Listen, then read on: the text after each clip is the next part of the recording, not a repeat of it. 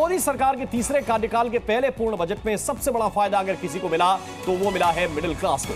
लेकिन बावजूद इसके विपक्षी सांसदों को यह बजट नागवार गुजरा। उन्हें इस बजट में कई खामियां दिखाई दे रही हैं। ये रिपोर्ट भी आप देखिए।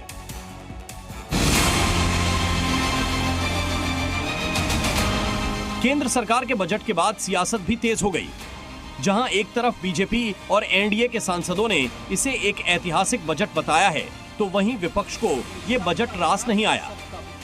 बजट तो अपनी जगह है, उस पर हम टिप्पणी करेंगे, निराशाजनक है। पर सबसे बड़ी चिंता की बात है कि यह सरकार कितनी क्रूर और असंवेदनशील हो गई है।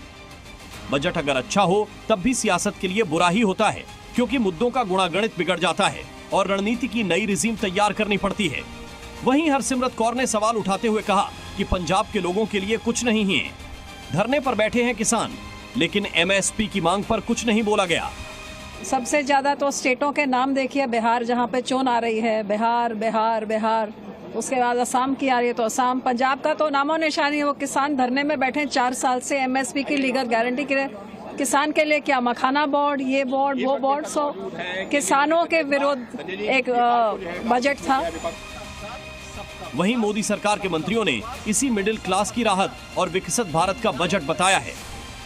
ये बजट है एक विकसित भारत का, ये बजट है प्रधानमंत्री जी की संकल्प, एक नया ऊर्जावान युवा भारत के सपने को साकार करने का। बजट में वित्त मंत्री ने बिहार को तवज्जो देने पर भी सवाल उठ रहे हैं। विपक्षी सांसद इसे चुनावी बजट बता रहे हैं।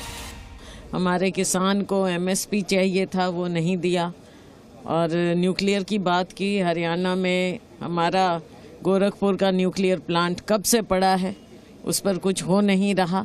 बहुत से मुद्दे हैं, गरीबों के आवास के लिए कोई बात नहीं, मनरेगा की कोई बात नहीं। अभी आगे देखेंगे, चुनाव है बिहार, दिल्ली, उसके लिए ये सब नजर आ रहा है।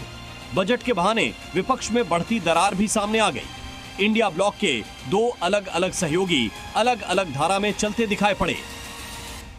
मुझे ये समझ नहीं आ रहा कि ये भारत सरकार का बजट है कि बिहार सरकार का बजट है।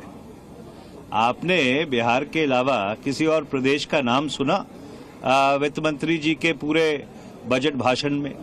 तो जब आप देश के बजट की बात करते हैं तो सारे देश के लिए उसमें कुछ ना कुछ होना चाहिए। यानी किसी को मिडिल क्लास की जीत नजर आ रही है तो कोई इसे चुनावी बजट बता रहा है। लेकिन विपक्ष के सवालों से इतर भारत का मिडिल क्लास इस तोहफे से बेहद खुश नजर आ रहा है। Zee News।